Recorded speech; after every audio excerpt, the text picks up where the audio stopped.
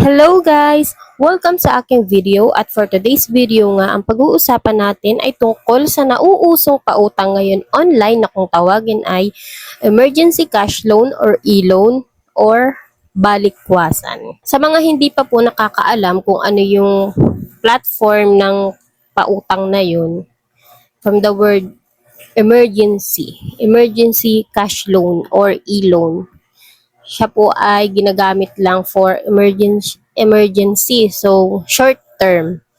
Ang pinakamahabang ano niya ay 7 days.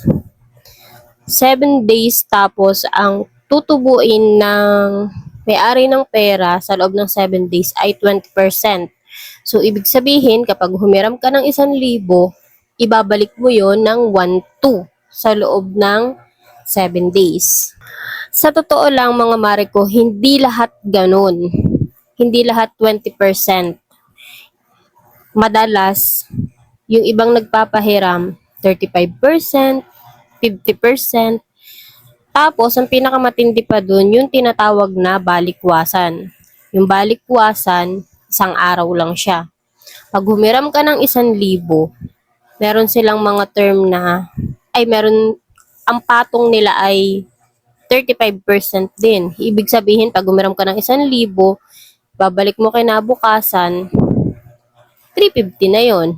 Halimbawa ay magiging 1,350. Ganun siya. Isang araw lang yun ha. Halimbawa, pinarelease ka ng gabi. So, ibabalik mo din yun ng halimbawa may cut-off sila. Ang cut-off nila, halimbawa 4 p.m. tas hindi mo na ibalik, may penalty pa. Madalas na penalty na hinihingi nila ay 100 pesos per hour yung iba.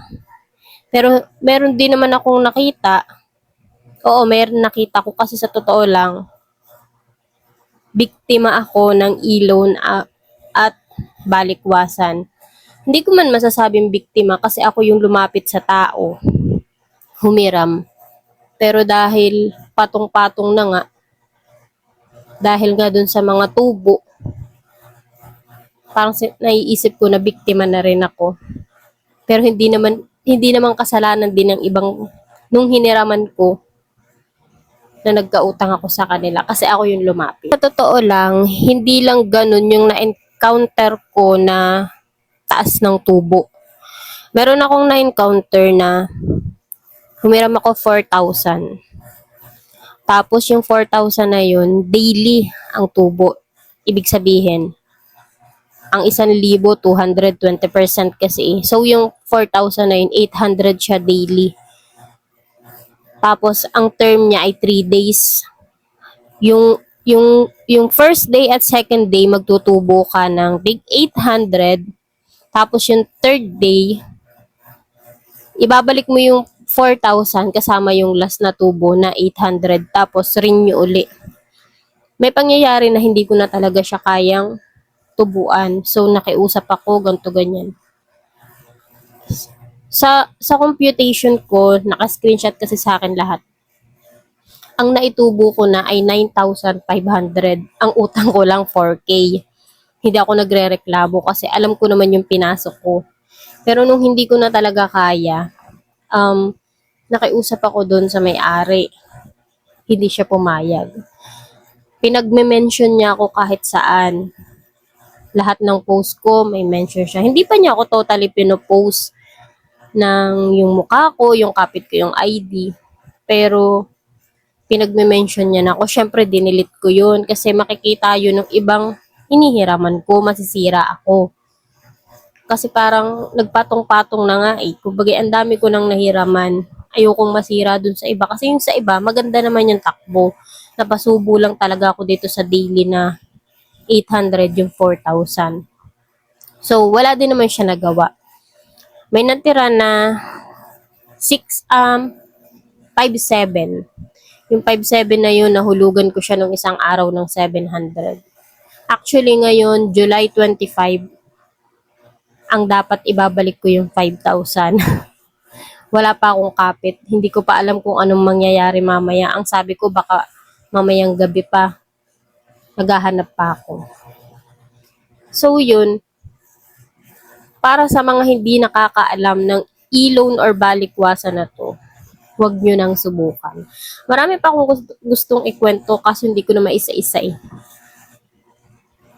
Nakakabaon sa utang. Sa totoo lang, stress na ako. Pag sinubukan nyo tong e-loan na to, wala na kayong karapatan matulog. Wala na kayong karapatan kumain. Hindi na kayo makakapagpahinga.